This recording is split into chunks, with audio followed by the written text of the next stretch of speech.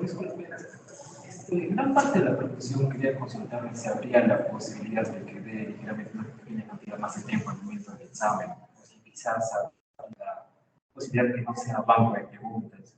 Aunque nada, estaba recomendando que al ser banco de preguntas, existe que algunos chicos pues con preguntas literarias, como que otros preguntas un poco más para razonar. Por lo tanto, lo que es la unidad de tiempo no se puede equiparar a todos de la misma manera.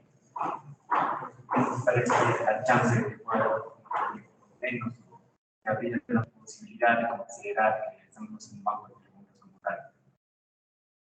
Pero si no es banco de preguntas, ¿cómo sería el escenario de preguntas? Quizás dos temas, no hay otra forma. Quizás dos temas, en algunos temas, o un examen.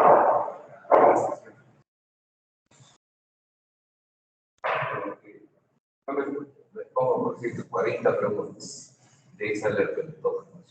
No es como en el examen presencial, pero el examen presencial ahí se va a hacer más de preguntas. Sí, no sé si se da, pero no se puede balancear.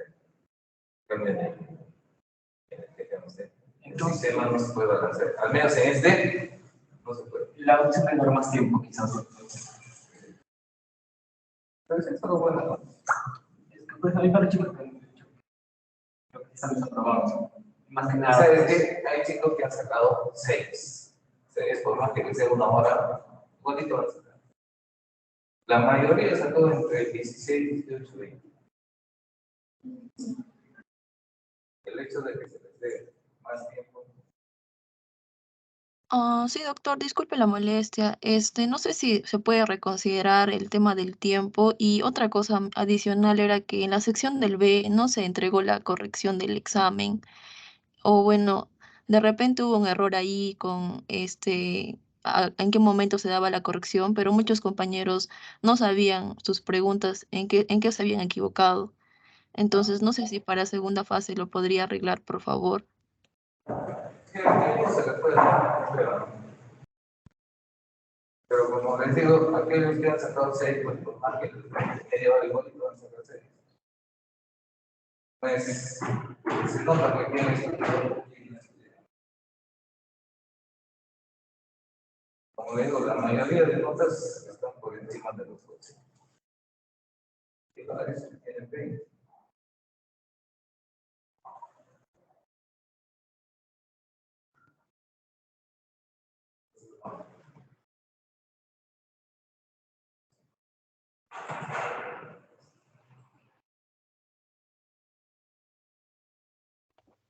Doctor, buenas tardes. Soy Jeffer, soy delegado de la sección B. Y efectivamente, muchos compañeros de justo de mi sección se quejaron, más que nada, o bueno, dijeron que eso del banco les parecía injusto porque algunos les vinieron una pregunta más complicada, quizás más para analizar, y eso junto al tiempo, al poco tiempo, pues quizás no les dio las mismas oportunidades que a otros compañeros que, entre comillas, les vinieron más fáciles. Entonces, por ese motivo que estamos pidiendo que si es que se podría hacer un examen sin banco, para que sea más que nada justo para todos, ¿no? Es que este sistema no nos permite, por ejemplo, en otras plataformas sí se permitía balancear inclusive la pregunta. En el sistema no, el banco se entrega todo. No se puede ir manipular. La verdad sí, pero como la universidad después no se puede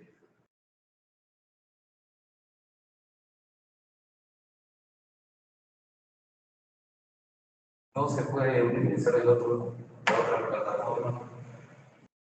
Entonces estamos viendo qué estamos haciendo por esta plataforma. Entonces, con respecto al tiempo, sí no hay problema, no se puede aumentar. Pero el que no esté. No, el banco se queda, ¿no? No hay otro sistema de exámenes. Hay 4, pero uno es para completar. Pero, es decir, como para completar, uno le puede quedar por completar y otro que no. Hay otro que es para rellenar el examen. Lo que hacen otras secciones de doctor es poner tema A y tema B, como solía hacerse en las presenciales, por decir. Y por poder decir, o sea, que eso ya esté asignado al azar, obviamente. Porque en algunos cursos también funciona así, si no me equivoco, y dice, y ya la tendencia también aplicar al mismo sistema. Sí, pero las preguntas, o sea, ¿qué preguntas han sido ustedes? Yo he visto que he estado, o sea, en el otro sistema, inclusive saben las estadísticas, datos estadísticos, tú mandas el examen, cuántas preguntas contestan, todo eso, y es mucho más fácil. Yo he estado revisando de los que han tenido bajas notas, y no es porque les ha tocado toditas las preguntas complicadas. De lo que han tenido bajas notas, se está revisando, porque no son muchos. Por eso no tienen que buscar alguna explicación por qué. Y como ustedes dicen, que han podido tocar preguntas extensas. No había muchas preguntas extensas. La más extensa creo que tenía 3 filas la pregunta. Y el resto de preguntas han visto eran 2, una fila, 2 filas, 3 filas, no había más. Entonces yo he revisado eso. Entonces, o sea, no es que les haya tocado toditas las preguntas extensas. También he visto de los que han sacado 20, que está más o menos igual, ¿no? Entonces ahí uno se da cuenta, porque unos han estudiado y otros no. Y lamentablemente yo no puedo hacer en eso. O sea, darles un poco más de tiempo, sí, no hay problema. Pero como les digo, hay otros que han sacado 6, les doy 1 hora y igual van a sacar 6. O sea, no es el problema del tiempo. Ahora, si me hubiera preocupado, por ejemplo, si nadie hubiera sacado un 20. Y si me preocupa, ¿por qué? No, muchos muchachos han sacado 20. Realmente yo los felicito a ellos porque han tenido interés en estudiar. Pero el resto no es así. Y todos los temas han tenido de clases. O sea, es más, yo les doy extensa de clases para que no estén buscando libros, ni nada, porque a veces es un poco complicado hasta que no se encuentran. Ese es el problema. Entiendo, como le comento, o sea, la cuenta está evolucionando. Hicieron una votación, es del 52%. Y por lo tanto, como delegados, estábamos comunicando esta opción, porque no fue nada, vamos a ver.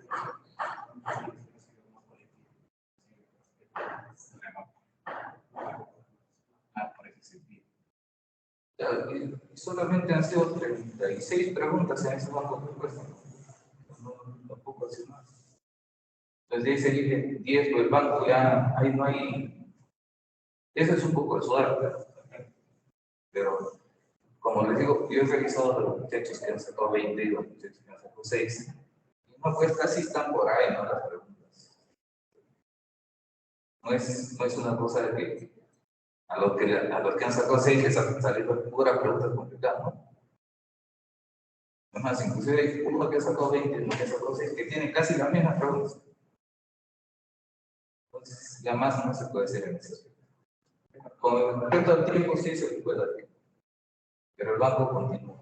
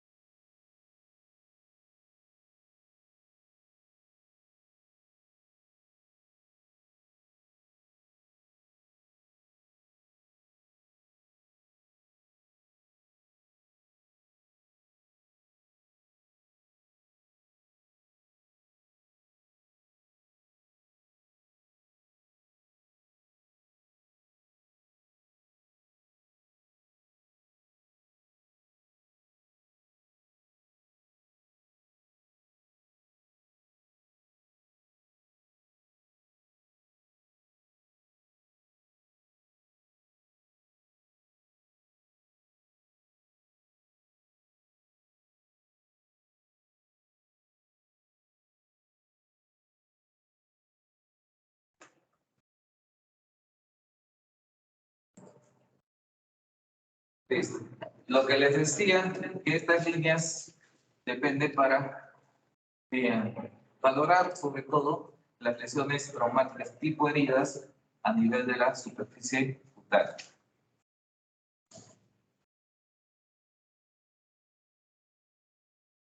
La ley de filos nos da una orientación justamente, está en relación con las heridas superficiales, o sea, con las heridas cutáneas, y está producida por un objeto cónico o cilíndrico. Puede tener el mismo aspecto que la producida por un estilete, aplanado o bicortado.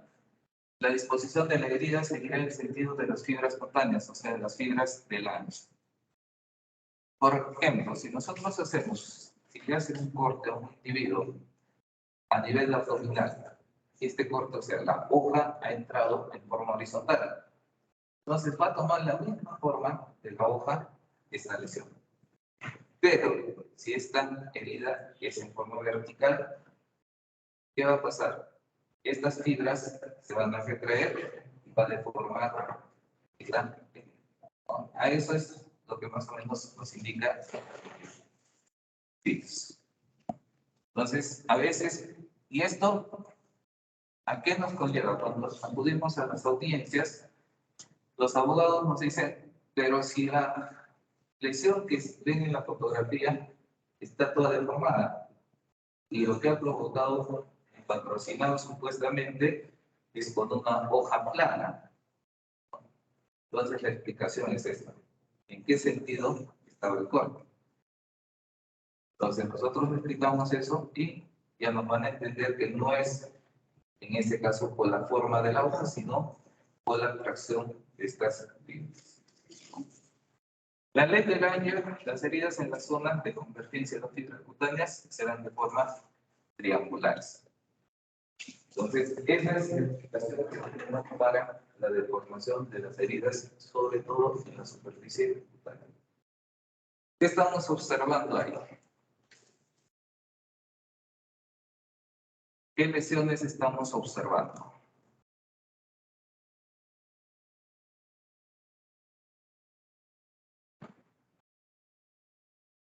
Escoriaciones. Escoriaciones, ¿no?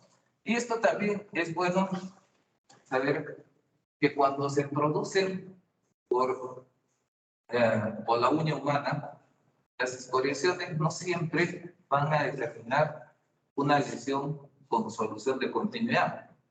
Como observan en la parte inferior, son solamente lesiones superficiales sin solución de continuidad.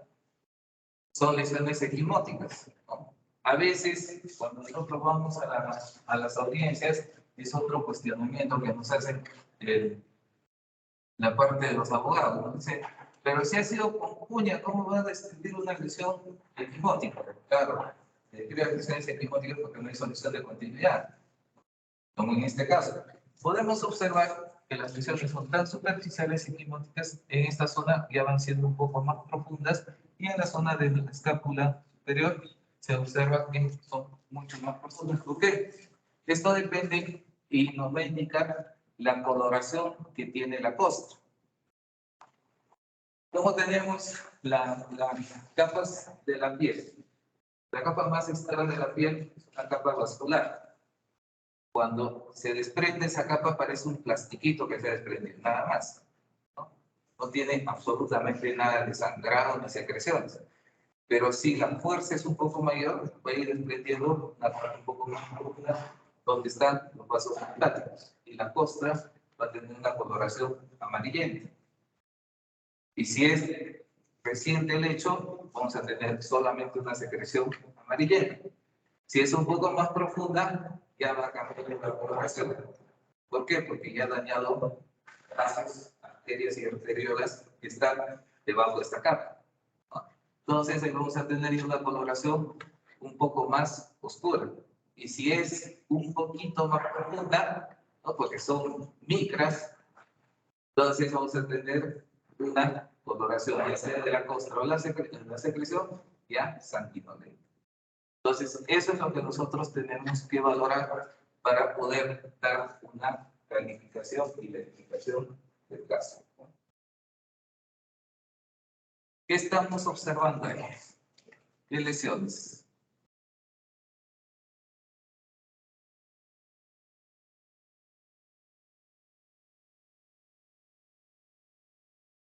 ¿Fisuras? Sí, a veces, algunos lo consideran fisuras. Sí, sí, también. ¿Qué son?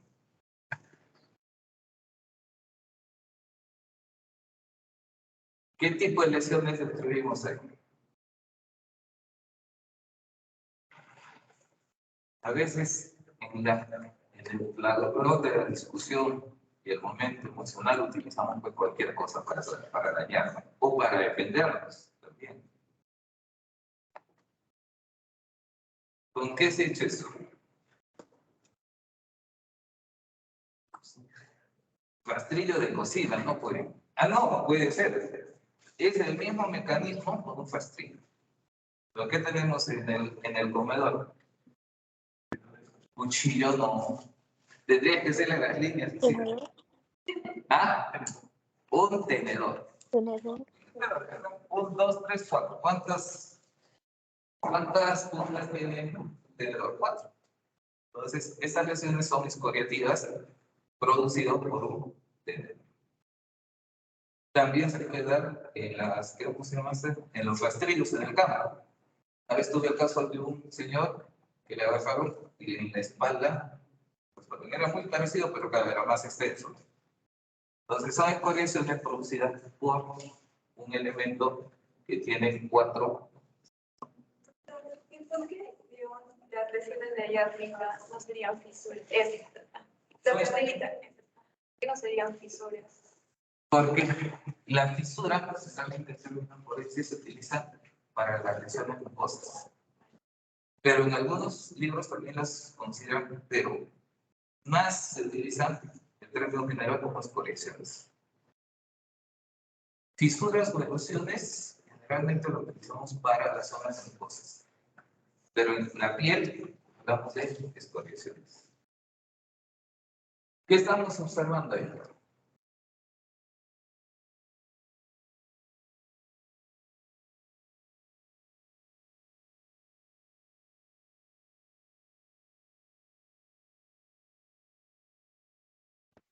Equimos.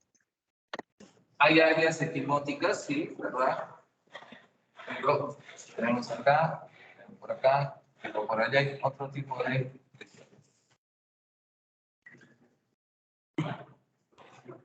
escoriaciones. Agente que le ocasiona esto, uña humana. Así es. Escoriaciones por uña humana o también estigmas unguiales, ¿no?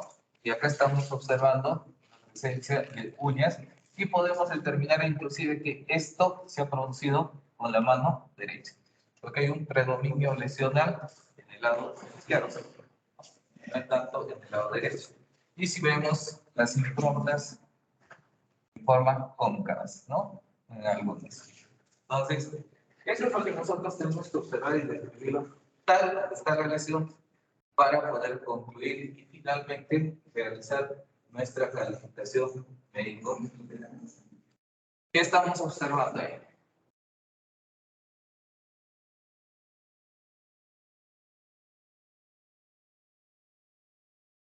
También escoriaciones por estigma.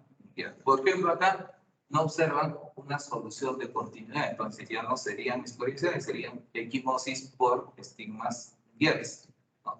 Por eso decimos que las soluciones muchas de las cosas que se utilizan para producirlas. Ahí está la explicación. Y hemos visto que van dependiendo de la capa en la que se produzca. Por ejemplo, en este caso, solamente son lesiones equimóticas.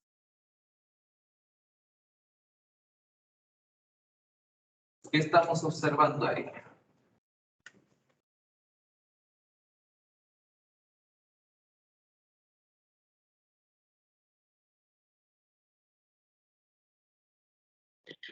Por la exposición ya sería una herida. No, te escucho bien. Bueno, por la exposición sería una herida. No, Cuando hablamos de herida, ya hablamos de otra cosa un poco más profunda, ¿no? En este caso es una escoriación, ¿no? Es una escoriación por fricción en este caso, ¿no? Y acá,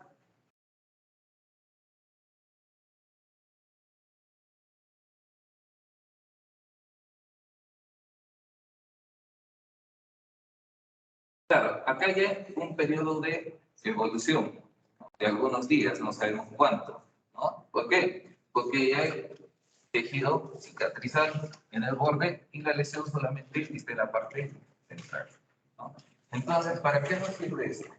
Nosotros, cuando nos tiene la persona a evaluar, nos indica que la lesión está presente hace 10 días. Entonces, hay compatibilidad con esta lesión que estamos evaluando en este momento, que haya pasado hace 10 días, ¿sí? ¿No? Es un periodo de cicatrización. Pero si me dice que esto ha pasado hace 2 horas, imposible. ¿No? Porque en 2 horas no puede cicatrizar o en un día no va a tener estas características de cicatrización. Para eso, posible. En un momento de vida, hay un criterio para decir a partir de qué capa está herido, simplemente a través de las capas. Se dice, hablamos de heridas cuando la lesión atraviesa toda la piel, toda la piel, ¿no? Entonces, ya tenemos, en algunos casos, por ejemplo, la nariz, es bastante delgada, no tenemos un tejido conectivo debajo de la piel. Entonces, si abrimos, si hacemos una herida en la nariz, estamos en contacto con el hueso, ¿no? Y alguna vez, maliciosamente, esto lo utilizan los abogados, dicen, usted ha descrito hueso, o sea que la herida es muy profunda. Pero si hubiera sido en otro segmento corporal, por ejemplo, el muslo, ¿no? Si yo observo hueso, esto tendría que haber atravesado todo el tejido muscular, tejido graso y todo. En cambio, la nariz no, porque la piel está en contacto con el hueso. En todo caso, es herida. Claro, es lógico, ¿no? En ese caso ya es herida. Entonces, pero a veces lo tratan de malintencionar lo que nosotros escribimos para beneficio de ellos, ¿no? Entonces, eso hay que tener cuidado y eso es lo que tenemos que explicar. ¿Qué observamos acá? Por la forma y las características de la lesión.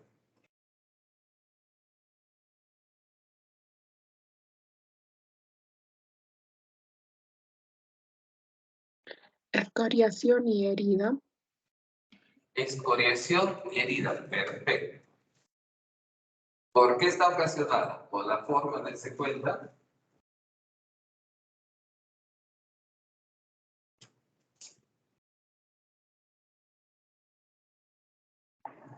¿Qué forma tiene? Tiene una forma oval. Una herida por mordedura humana.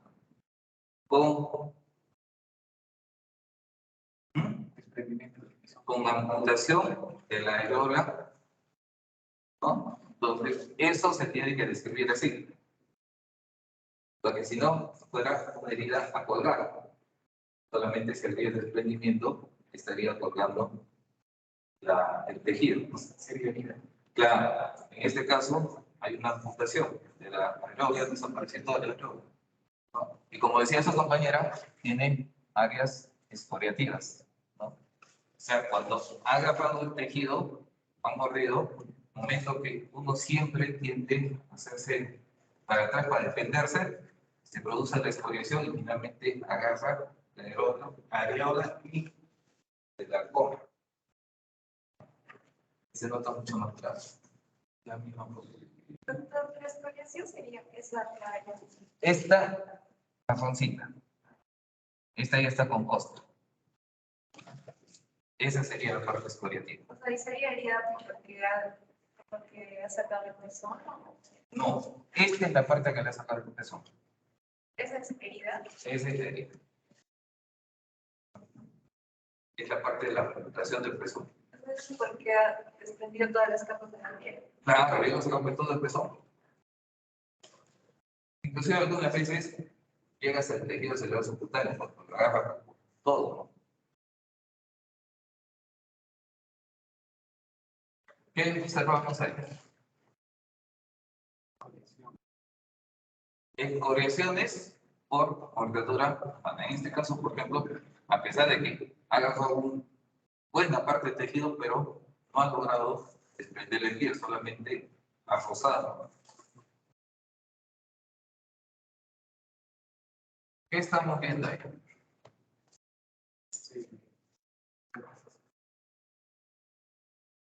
No, acá todavía no estamos hablando de cicatrización. Sí, es una herida suturada. Ese sería el nombre de piel. Una herida suturada, que observamos acá. Tenemos unas heridas pequeñas, escoriaciones. ¿Qué nos importa de esta diapositiva? Aparte de la herida, la zona donde se ubica.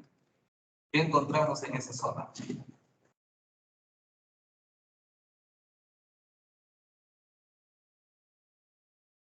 No, pues, ¿qué encontramos por acá?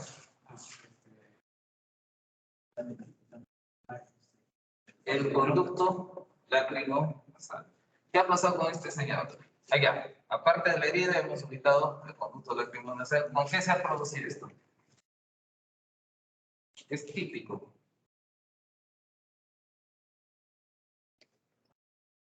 Puñete, no. Si observan acá, mira, un corte por acá, un corte por acá, un corte por acá. Botellas. Fragmenta la botella. Puede ser por dos mecanismos con la botella. Si la botella está íntegra, actúa como un objeto contundente. Pero cuando se fragmenta es un elemento cortante, ¿no? Y en este caso, cuando se fragmenta, se produce este tipo de lesiones. Pueden ser desde escoriaciones hasta pequeñas heridas por los fragmentos. ¿Qué nos interesa acá que les decía? Para nosotros como médicos es el conducto lacrimosal. En este caso, por ejemplo, se produce una sección del conducto, ¿no? ¿Y qué pasa? Si me produce una sección del conducto lacrimosal, no va a haber la eliminación de la lágrima hacia las fosas nasales y con eso me madura el conducto. Entonces, este tipo de lesiones tiene un mayor significado. ¿Por qué? Porque va a producir un problema emocional al ojo. Entonces, nosotros en estos casos pedimos una evaluación por otorrinolaringología y otorrinolaringología nos indica que sí hay lesión. Felizmente en este caso le pudieron poner una pequeña prótesis y terminó en buen estado. En otros casos no se puede, nos indicaba que cuando hay mucho daño ya no se puede colocar esta prótesis. Entonces, hacer un corte y han colocado una pequeña prótesis y la han dejado. ¿No? Entonces, como médicos, esto nos interesa para explicarles a los abogados su proceso. ¿Qué lesión es esa? ¿Cómo la describimos?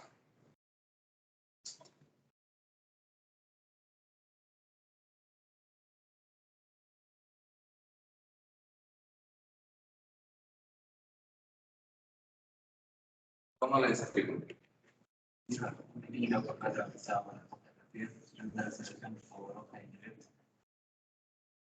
Esta es una herida cortante. Cuando hablamos de heridas cortantes, una de las características son los bordes, ¿no? Son bordes netos, limpios, y el hecho depende esto de en qué segmento corporal y la posición de la herida, ¿no? Esto nos va a indicar si hay o no hay fracción. En este caso, por ejemplo, tenemos ahí el elemento con que se produce esta lesión. Si observamos dónde se da inicio esta lesión, ¿en la parte inferior o en la parte superior?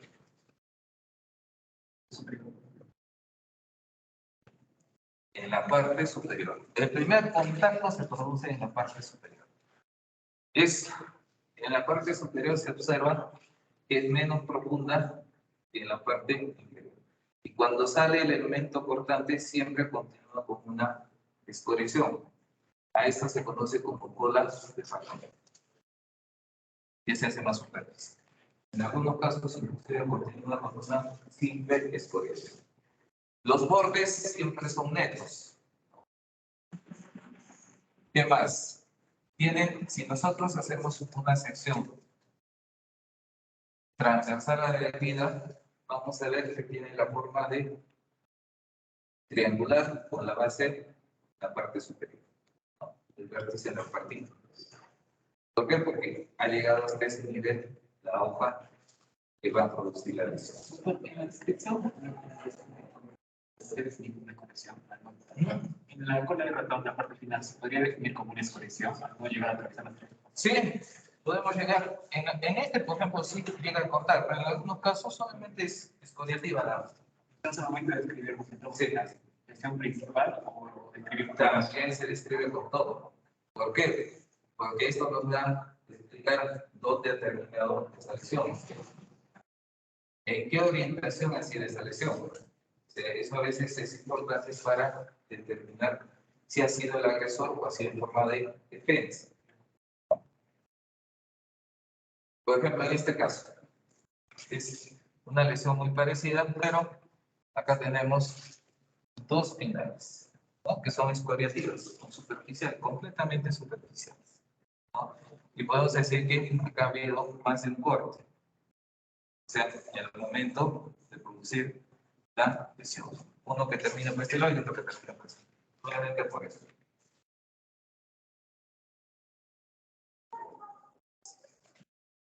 Bueno, ya hechos que llevan a la muerte, por ejemplo, en este caso, no recuerdo cuántas puñaladas recibe esta persona. Todas las lesiones no solamente son superficiales, sino son profundas. Es más, nosotros podemos determinar acá, en esta lesión, ¿no?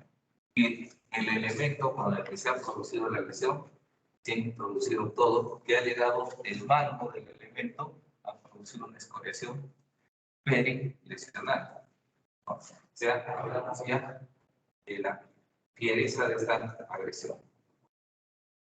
Yo una sola vez hice una necropsia de 96 puñaladas, muchachos. O sea, le han clavado por todo el cuerpo, le han atravesado, había de todo. Total, había 96 puñaladas de la cara. Entonces, para eso nos sirve este tipo de descripciones, ¿no? Porque acá se va a dar cuán intensa ha sido la agresividad de esta persona. Porque a veces es uno o dos, pero en este caso ya estaba muerto, inclusive, y le seguían pelando. ¿Qué otra lesión tenemos ahí?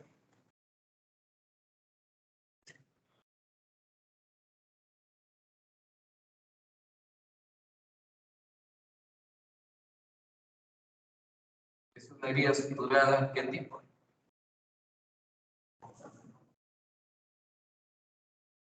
Pero si observan, los bordes no son tan netos como en las otras heridas. Tampoco. ¿Qué tipo de herida es esa?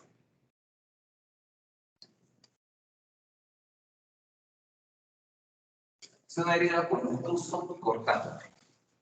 Cuando hablamos de contuso cortante, ¿con qué elemento nos puede producir una herida contuso cortante? La botella en estado de íntegro. No, la botella tiene dos mecanismos. Si está entero, es contuso. No. Y si está fragmentado, es cortante. En este caso, tiene un borde que no es cortante, realmente así figura, que no tiene ese pico. Machete. El pico de la pala, perdón, el borde del pico, una pala. Justamente este caso es por un machete. Entonces, ustedes observan, los bordes no son tan netos como en las lesiones cortantes. Entonces, acá también hay que tener inclusive cuidado cuando uno hace la parte clínica. Porque al existir una necrosis en esos bordes del tejido por la compresión, si ustedes lo suturan así nomás, probablemente esto se va a abrir, porque ese es tejido necrosado. Entonces hay que quitarle ese bordecito para poder afrontar la lesión. ¿Qué tipo de lesión tenemos ahí? Tiene la forma de un pectoral, está la hoja.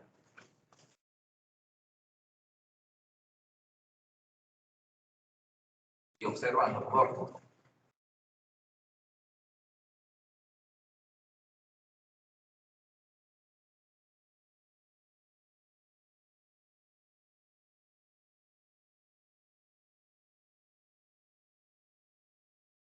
¿Con qué se produce? Puñal. Un puñal, no, el puñal pues tiene bordes cortantes. Digamos que la punta. La punta está cortada. Sí, pero ya la punta te hace la guía, ¿no? O sea, deberíamos Ah, ir de manera complicada. un desarmador. Estas son lesiones típicas de desarmador. El desarmador, si bien es cierto, tiene un borde adelgazado, pero no es fino. Siempre tiene unos milímetros de espesor. Entonces, cuando hace contacto con la superficie, no corta, sino empuja y arranca la piel. Por eso produce esta lesión. Contuso cortante también, sí, se la puede nominar. O sea, por el mecanismo cómo se produce la lesión. Y también el elemento. ¿Qué tenemos acá?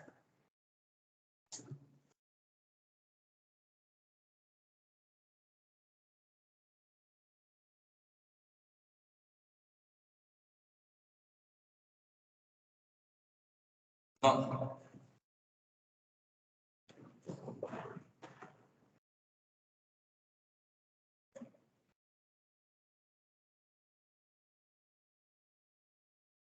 Este es típico de un elemento.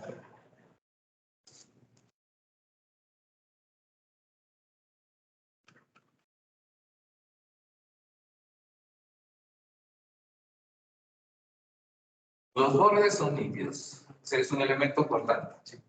De hecho, que tiene un solo filo. Chino.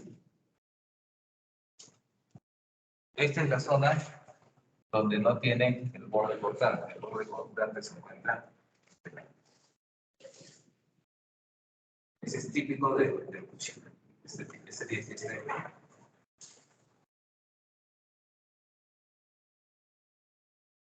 Esa se parece. Bordes nítidos. ¿Qué más?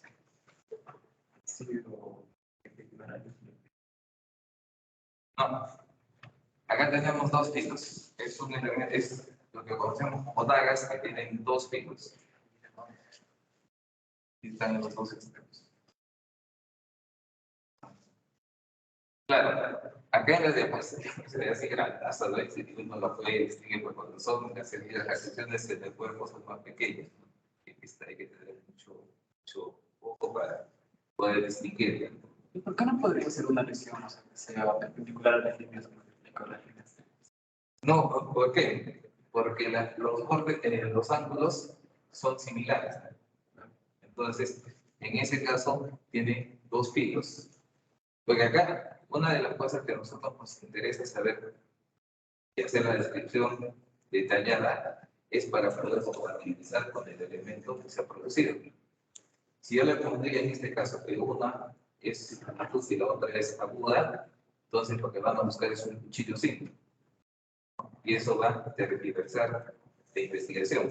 O cuando encuentran el elemento, por mi descripción, eso no era así. Entonces va a entrar el cuestionamiento. También en este caso de frente se busca un elemento con dos filos. Y también, como dice su compañero, que la forma está traccionada. Eso es por las líneas.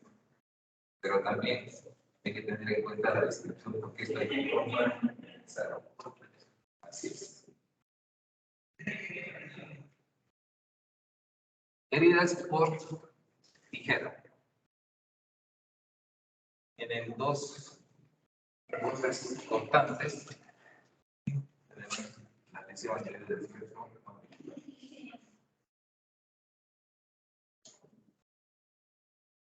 Lesiones por proyectil al fuego y explosivos, por proyectil único y explosivos pueden ser penetrantes o perforantes. Por proyectiles múltiples, igualmente pueden ser penetrantes o perforantes y lesiones por explosivos. Lesiones por agentes físicos, quemaduras por agentes térmicos, frío, calor, quemaduras por electricidad.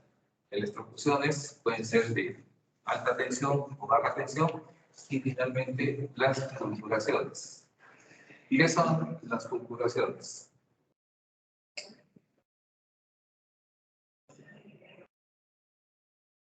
¿Alguien se acuerda? ¿Alguien que ha vivido en las alturas? Los relámpagos, los rayos. Esas son lesiones por fulguración. Y no siempre matan rayos, ¿ah? Puede ser. Yo he visto una persona que en un solo día le cayó 5 rayos, o sea, 5 veces. No lo mató. Tenía una quemadura que tenía infección de tórax, lado derecho.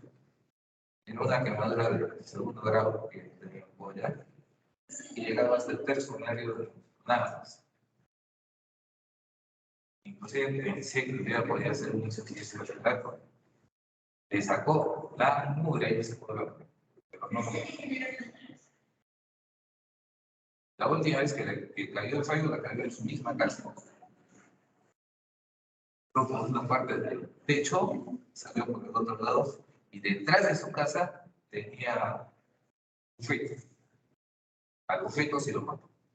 Pero también he visto que algunas personas. Entonces eso depende del contacto. Tenemos quemaduras, pueden tener quemaduras de primero, segundo, tercer grado, eso ya depende del elemento con que se produce. Quemaduras por agentes químicos, ácidos, álcalis y sales. Entonces no se ven con mucha frecuencia, son pocos, pero a veces se dan. Sobre todo cuando hay agresiones de violencia familiar. Una vez tuve un caso que le echaron el ácido a la batería a la señora. Felizmente la señora pudo esquivar y le cayó en todo el cuello parte de los senos. El esposo de hecho con las quemaduras. Depende si es álcalis o ácidos, las características son placas blanquecinas o negruzcas. Quemaduras por agentes biológicos, animales y vegetales. Tenemos lo que son, por ejemplo, los vegetales, las ortigas en los animales y en el tiempo del verano, las malaguas en el mar, algún tipo de quemaduras. Fracturas, su clasificación cerradas abiertas, según su localización, epificiaria, beneficiaria, metaficiaria. Según el trazo de fractura, el tallo verde, transversas, oblicuas y superioridades con minuto. ¿Esto para qué nos sirve determinar? Para darles que mitigan el tiempo de calificación de incapacidad médico, porque no es igual una fractura diaficiaria que una fractura epificiaria, ¿no? No es igual una fractura minuta que una fractura alineada. Pues, los tiempos siempre se van a cortar, depende del grado de fractura. Según las definiciones de fracturas, anguladas, desplazamientos laterales, acabalgadas, encarnadas.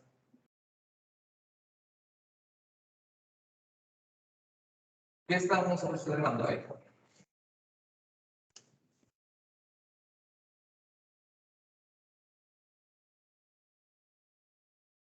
¿Qué lesión será esa?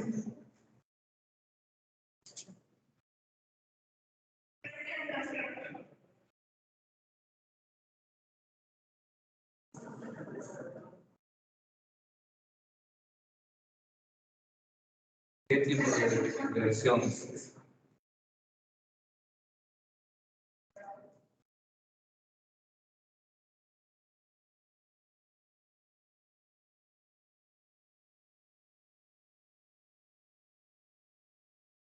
Pabellón auricular. Mordedura humana. Con amputación parcial de el Santiagues.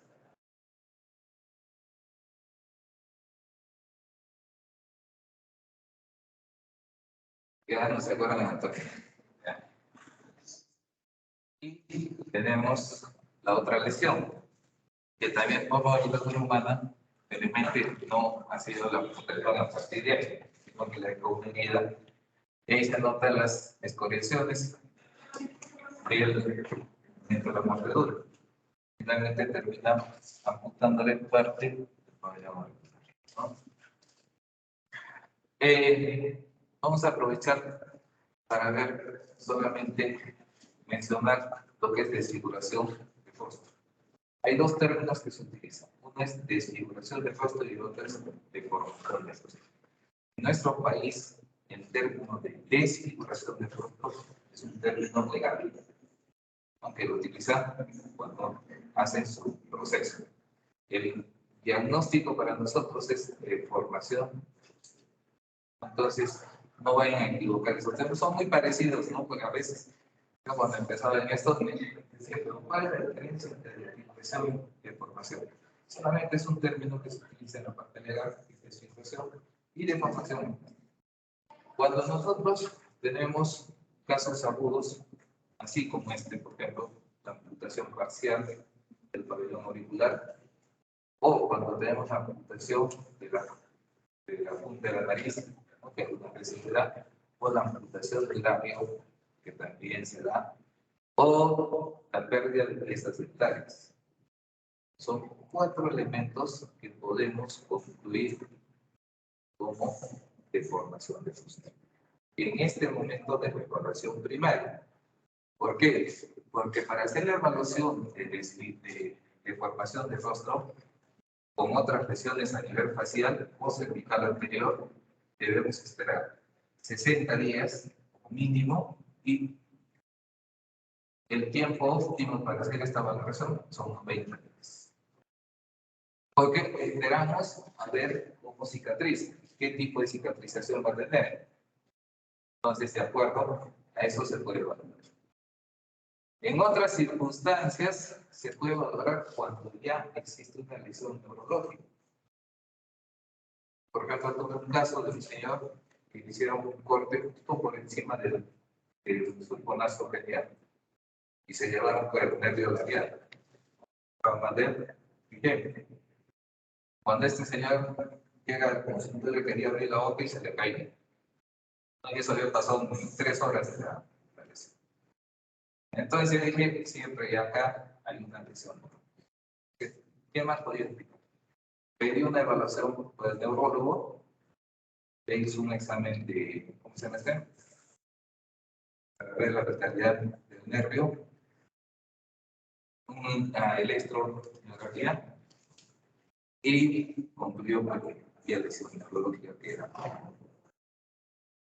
Entonces, eso no se va a sacar. Definitivamente ese tipo va a quedar así, ¿no? Después tuvimos un caso también de una señora que el conviviente le había agredido físicamente con un sillar y tenía varias heridas en la cabeza, pero tenía una a nivel de la región ciliar, no recuerdo bien, pero en la región ciliar. La llevaron al hospital, finalmente la señora se estabilizó, todo lo suturaron, pero salió con su cicatriz en la región ciliar. ¿Y qué pasó esta cicatriz? Más o menos a los 6 días, 7 días, ya estaba en proceso de cicatrización final y empezó a retraerse. Entonces, ¿qué pasaba con ese globo ocular? Claro, había filias, estaba ahí en compromiso del globo ocular, pero una evaluación por oftalmología, el oftalmólogo me confirmó, me dijo que sí hay daño. Entonces, ya tenía el daño estético, eso no va a recuperar, vamos a poner en su normalidad, y ya tenía el problema funcional. Entonces, había 2 aspectos que se podían calificar como una deformación y el conviviente estaba detenido preliminarmente y estaban pidiendo su prisión preventiva. Entonces, el fiscal necesitaba tener mayor argumento y quien le daba el argumento éramos nosotros, ¿no? Entonces, son casos excepcionales que se puede hacer este tipo de evaluaciones. Estos 4 casos que les mencionaba al comienzo sí se puede hacer en el mundo. Como antes de anoche que tuve un turno, vino un señor que el cuñado le metió una pedrada en el arma. ¿Cómo es a veces, no? El estado de inconsciencia que tenemos. Él ha ido a denunciar todo y tenía parte del maxilar inferior fragmentado. Estaba colgado. Y 2 piezas dentarias. Le digo, ¿no te duele? Sí, me está empezando a doler, porque recién me está empezando a doler, recién le estaba pasando el efecto del alcohol, ¿no? Y, y ya quería irse porque ya empezó a sentir dolor, pero en ese momento digo, ¿cómo no le va a doler? ¿No? El labio estaba totalmente inflamado, hematoma, y la fragmentación de estas 2 piezas dentarias. Entonces, en esos casos sí se puede valorar lo que es la situación. ¿Qué estamos observando acá?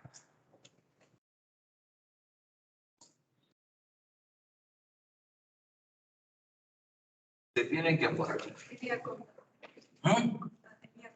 Una herida correcta. Por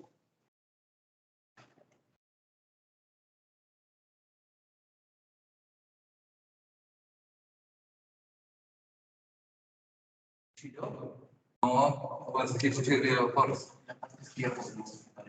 mira.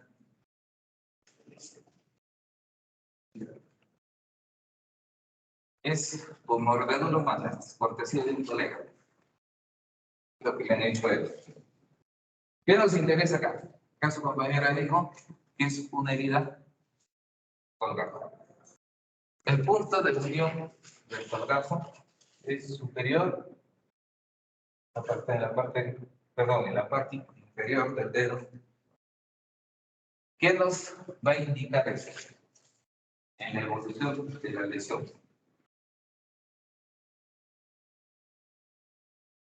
Pero para eso no tenemos que ser adivinos, ¿no? Eso ya es por lo que han estudiado ustedes. La pregunta, si este colgajo, el punto de unión del colgajo, estuviera en esta zona, en la parte superior, ¿qué pronóstico tiene?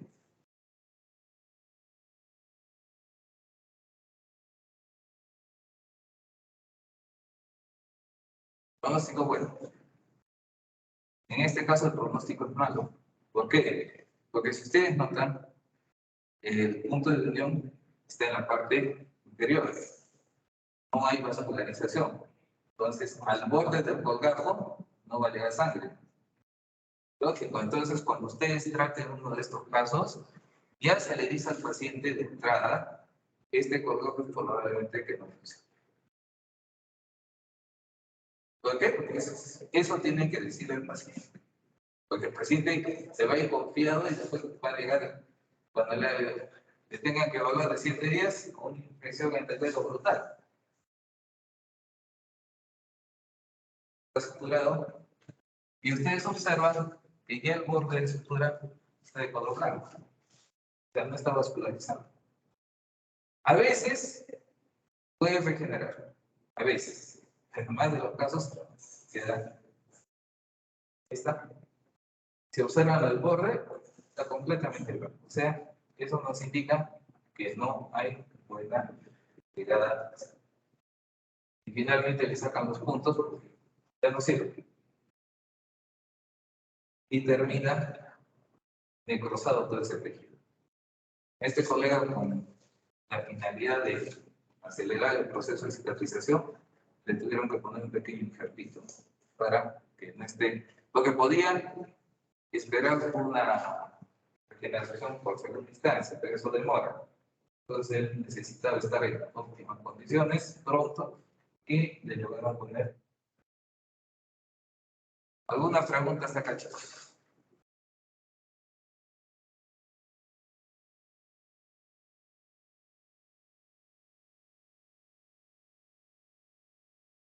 Entonces, uno de los factores que se valora en todo tipo de hecho traumático, tipo lesional, es la intensidad de la energía que se emplea para producir estas lesiones. El elemento con que se produce y finalmente la zona donde ha sido receptora esta lesión. Hay que buscar si tiene alguna interfaz. ¿Qué estamos hablando de interfase? Cuando, por decir, que tenemos una cubierta por encima de la superficie cutánea. Generalmente esto se da por el nivel de tórax, abdomen y miembros inferiores, pero a nivel de mano, cara y cuello muchas veces queda. Cuando hablamos de interfase, estamos hablando de un elemento que está entre el elemento agresor y la superficie cutánea. Puede ser de distintas características. En época de frío, por ejemplo, están bien abrigados y esto puede amortiguar alguna agresión externa. Entonces, en verano, por ejemplo, la gente anda con ropa más ligera y esto no nos va a ayudar para evitar mayores lesiones. Según la significa el agente agresor, mecanismo activo, agente agresor viaja hacia la víctima, se puede hacer un puñete, la mano de la persona va hacia la otra, ¿no? O cuando lanzan algún elemento, o puede ser una patada, puede ser un palo, ¿no? El mecanismo pasivo, la víctima va hacia el objeto agresor. Cuando están peleando se tropiezan y terminan en una mala posición. Según el lugar del impacto, mecanismo directo existe contacto entre el objeto agresor y la superficie corporal. El mecanismo indirecto existe entre el objeto agresor y la superficie corporal, un elemento. Es lo que conocemos. Características de las heridas confusas, bordes cortosos y visto, ¿no? Irregulares, bordes invertidos, pared irregular. El fondo es irregular, presencia de puentes térmicos en algunos casos cuando se produce la herida, por ejemplo, por golpe,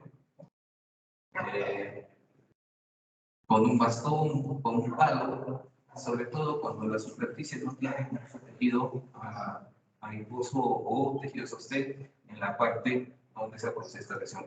Por ejemplo, en la región frontal. Entonces ahí sí vamos a ver los puentes térmicos. Valoración de la presencia de quimosis, inflamación y correcciones perilesionales.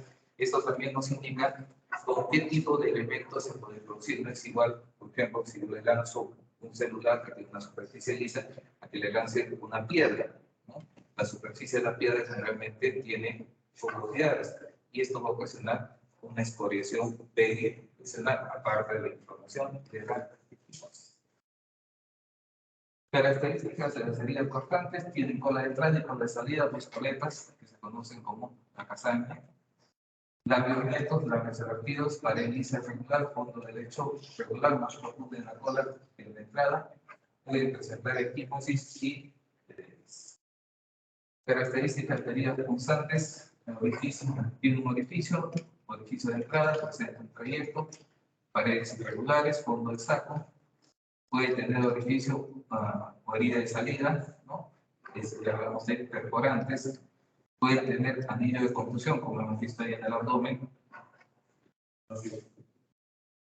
Heridas soportantes, movimientos, cola de entrada, extremo agudo, cola de salida, extremo obtuso, escotadura, orificio de entrada en forma neopal, trayecto de la pared regular y termina en un fondo de saco.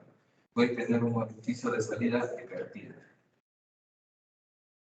Heridas soportantes, bordes regulares, cola de entrada y salida, pared lisa o regular, fondo o lecho, ángulo de la parte central más profunda, herida por gajo o heridas de defensa. Armas blancas de forma laminada, como sin punta agudizada. Las típicas tenemos el cuchillo, el puñal, la navaja, bisturí, cortaplumas, tijeras, sables, espadas o machetes. Las tijeras, creo que le pongo con un signo de interrogación. ¿Por qué? Porque tiene dos hojas. Si nosotros utilizamos solamente cuando se encuentra cerrada la tijera, entonces ya no es un objeto cortante, ¿no? Pero si utilizamos una de las hojas, tenemos un filo cortante. Las atípicas tenemos hacha, chapa, cortafierros, hélices, fragmentos de metal, fragmentos de vidrio, porcelana, panes. Cualquiera de esos elementos que en algún momento se puedan fragmentar y tengan un elemento, un borde cortante.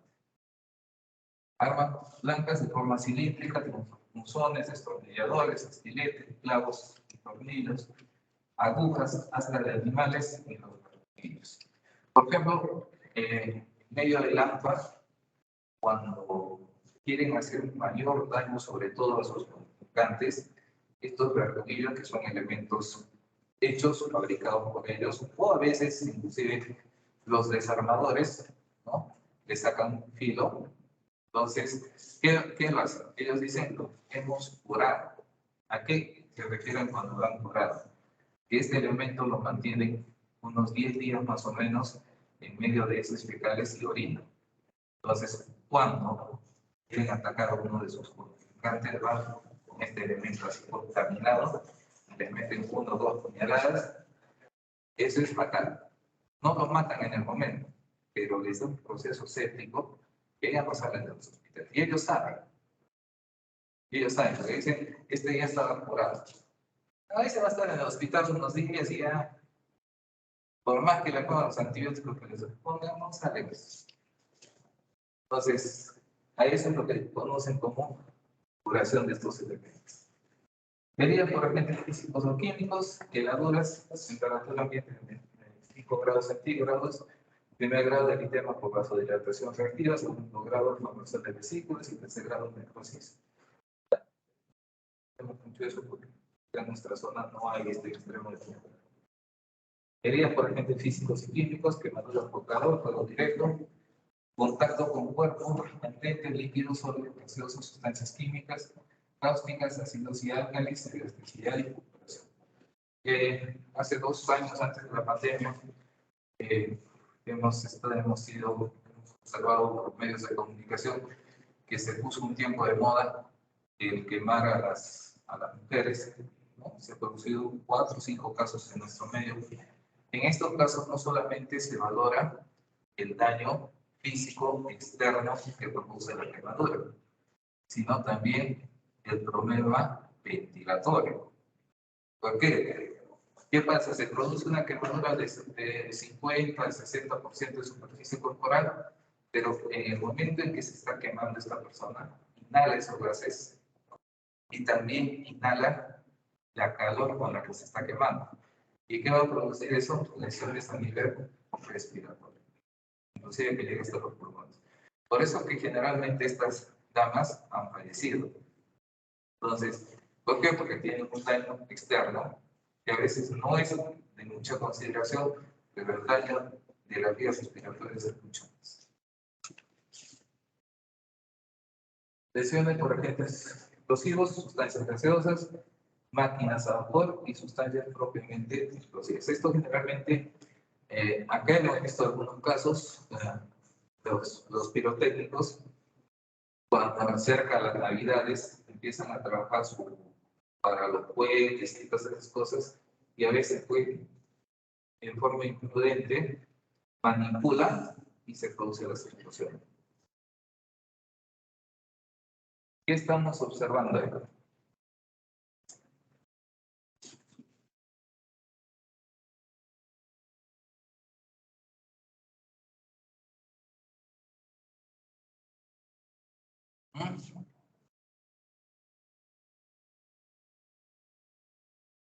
¿Qué ha pasado con esa señora?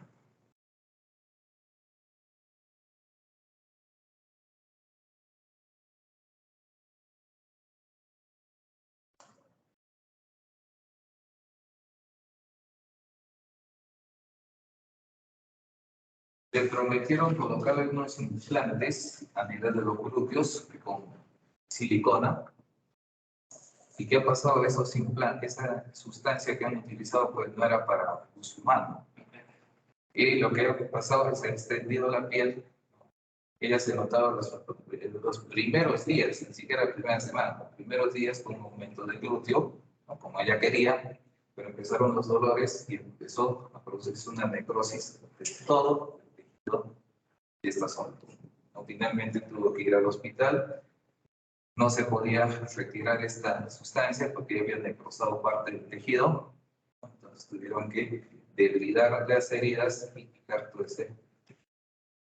Esperaban que un poco se estabilice, ¿no? ponemos rellene y finalmente ponerle filtrados. Pero ya queda con una deformación de toda esa zona. Tanto funcional, porque tenemos problemas a nivel anal, se ve que se ha lesionado parte del ano, y es de incontinencia, y también la parte de los frutos. Esas sustancias son bastante peligrosas porque a veces, si bien es cierto, pueden tener un relativo éxito, en algún momento eso va descendiendo hacia la parte inferior, va precipitando, y esto le va a ocasionar igual necrosis a nivel de los órganos, sobre todo a nivel de las pantorrillas y del pie. Hemos visto casos así.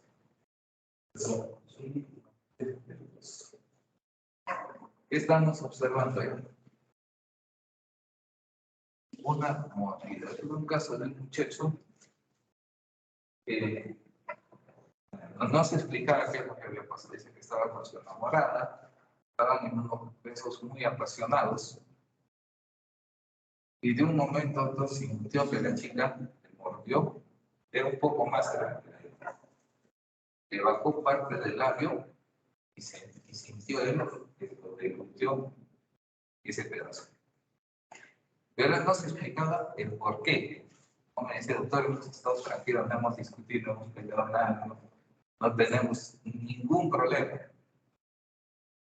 En estos casos, por ejemplo, ya podemos hacer la calificación de lo que es circulación,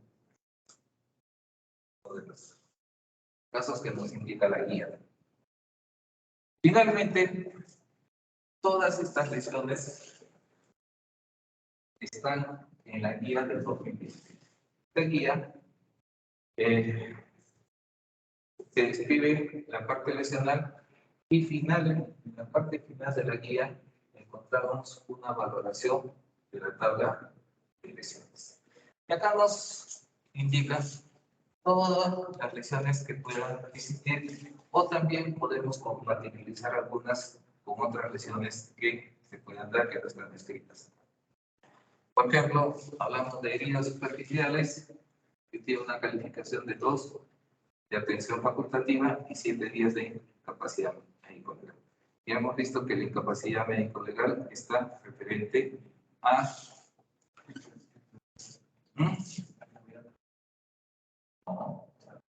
¿Qué hemos dicho en la primera clase? ¿Qué es lo que valoramos nosotros?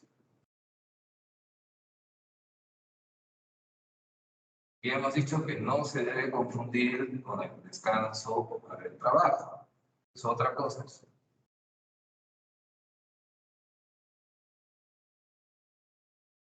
¿Qué es lo que se valora? La restauración biológica primaria. ¿Cuántos días necesitamos para una herida? Una herida superficial.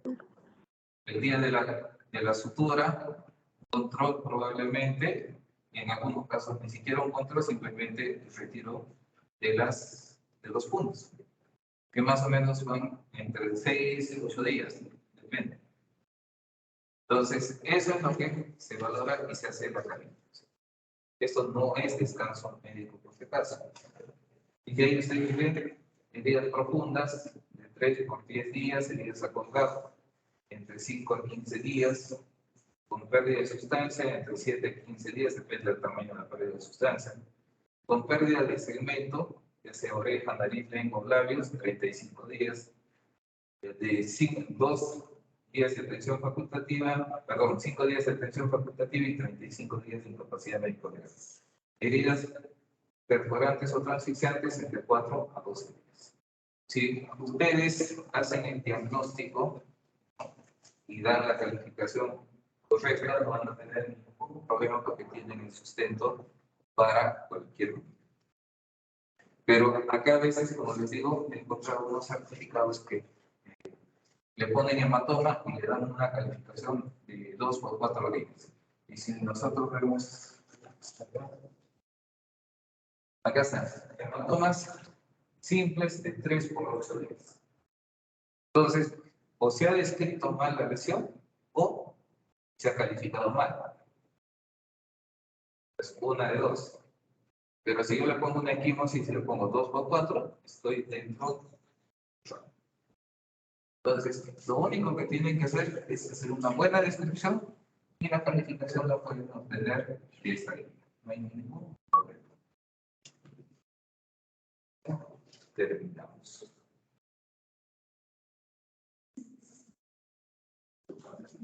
Bueno, vamos a avanzar un pedacito, pero por ejemplo, toda la próxima.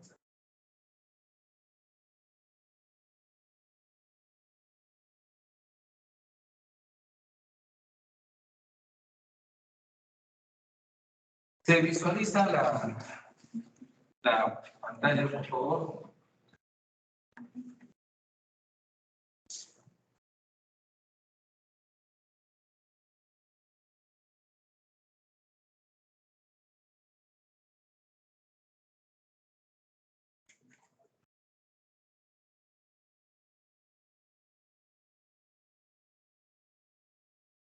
Sí, listo. Entonces, vamos a ver lo que son hechos de tránsito, sucesos de tránsito. En las divergencias, contingencias que se perfilan por tal daño, los hechos de tránsito constituyen un capítulo de enorme importancia, los cuales a su vez en su aspecto traumático revisten especial connotación que marca diferencias frente a las siguientes comunes: la violencia del impacto, la energía cinética liberada en ocasiones del mismo, el influjo del movimiento comunicados por las acciones frenadas y otros fenómenos de aceleración y desaceleración brusca que se produce en el momento del impacto. La existencia de múltiples puntos de contacto a raíz del traumatismo con la generación de daños de diversos índoles y distribuciones son solo algunos de los aspectos a tener muy en cuenta en el análisis de la patogénesis lesional. Hablando de las lesiones que nosotros controlamos, no existe un patrón lesional en un hecho de tránsito. Puede haber lesiones tan superficiales como lesiones de necesidad mortal. Y eso no depende mucho de dónde está ubicada la persona, cómo se produjo el hecho. Entonces, hay que corroborar con todo lo que podamos mantener información para poder decir si este hecho se ha podido ocasionar por un hecho de tránsito. Por ejemplo, yo les comento un caso que tuve. Era un señor que salió a trotar al parque, vehículo, y en el afán de estacionarse, no se pegó mucho a la vereda y le golpea la pantorrilla del lado izquierdo. Entonces, ¿qué pasa con este señor? Justo el momento en que le golpea la pantorrilla estaba con el pie levantado, la pierna izquierda se le flexionaba. Y con el pequeño impacto que le da, ¿qué le ha producido esta afectación?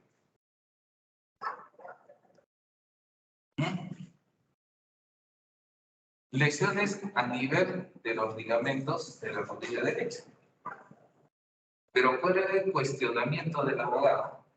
El cuestionamiento del abogado decía que cómo es posible que le va a producir una lesión en la rodilla derecha si el golpe ha sido en la pierna izquierda, ¿no? Entonces, eso es lo que nosotros tenemos que explicar. Cuando llega al hospital, llega a una clínica, luego el traumatólogo y sale con el diagnóstico de fractura de los ligamentos cruzados, los dos.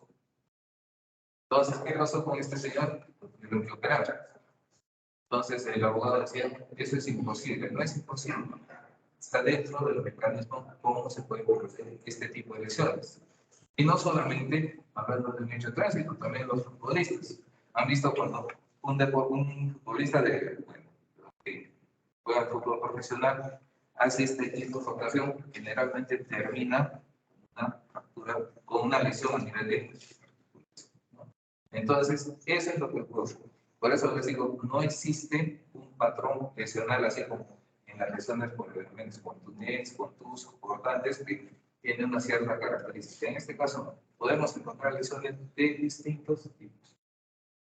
El conocimiento facultativo de las circunstancias de tránsito, más aún del estudio biocinético y patocinemático referido al cuerpo de la víctima. De gran interés en el aspecto que contribuye como elementos predictivos de información para un diagnóstico más certero de la gravedad de las lesiones producidas en el impacto. En la escenología forense, en el como se dice, es un elemento básico para la construcción del nexo causal, dado que entre criterios habitualmente invocados, al efecto debe traer a colación el mecanismo de producción del suceso de tránsito, tanto que sea como para explicar el daño o secuela que puede ser fuente de este hecho. Algunas lesiones traumáticas están directamente ligadas al impacto automovilístico, así como, por ejemplo, las lesiones cervicales por impacto posterior, lo que se conoce como síndrome de latigazo cervical, lesiones de raquis lumbar por hiperextensión brusca que pueden producir hernias de disco, afectaciones radiculares por estiramiento del flexo, lesiones en el elemento de sugestión y sostén de las rodillas por mecanismos de torsión, rupturas de meniscos, rupturas de ligamentos colaterales, traumatismos en valgo que afecten los ligamentos internos, traumatismos en valgo que incidan en este elemento externo, lesiones de cadera y fémur por golpes directos en las rodillas por impulsión contra la frontera, lesiones tardías como las necrosis asépticas de la cabeza del fémur. La industria automovilística, consciente del problema que representan los sucesos de tráfico, además de incidir muy directamente en la seguridad activa, sobre todo en los mecanismos de tracción y frenos, han ido introduciendo mejoras progresivas en los vehículos con la finalidad preventiva directamente relacionada con la seguridad pasiva en el interior, de que se vean reducidas las consecuencias dañosas que provocan los hechos de tráfico. No sé si ahora ustedes han visto las camionetas que están llegando a estas últimas, 2018, ya no tienen solamente 4 airbags, tienen 8 airbags. Y esto que hace cuando se produce una colisión, pues nos envuelve casi completamente con esta bolsa de aire. Entonces nos evitan un mayor daño. Entonces, antes, por ejemplo, los vehículos eran de un metal conciso, fuertes, duros. Un pequeño impacto, dábamos condiciones severas. Ahora no. Inclusive hasta cuando se chocan con una bicicleta, hay bicicletas que son mucho más resistentes que los mismos vehículos. Pero eso no lo hacen por un afán de bajar costos, sino que evitar este tipo de mayores daños. Entonces, esa es una de las finalidades que la empresa automotriz está viendo en evitar mayores daños cuando se produzca este tipo de impacto. Así que, por ejemplo, la supresión de elementos rígidos tanto en el exterior como en el interior del vehículo, cristales recubiertos con plástico, espejos flexibles, dotación de amplias zonas columnillas que permiten una deformación progresiva de los materiales en casos de impacto contra el cuerpo humano, perfeccionamiento de los elementos de sujeción, protección de pasajeros en casos de choques, componentes en la carrocería del automóvil de altos límites elásticos que aumentan la seguridad pasiva del vehículo y otros medios para tener una máxima atenuación del impacto, disminuir su efecto traumatizante y las potenciales víctimas del mismo tráfico. Bueno, chicos, acá creo que sí, terminamos esto.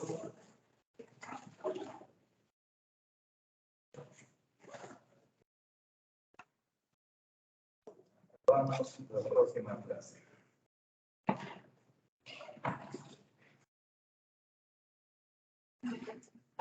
Chao, chao.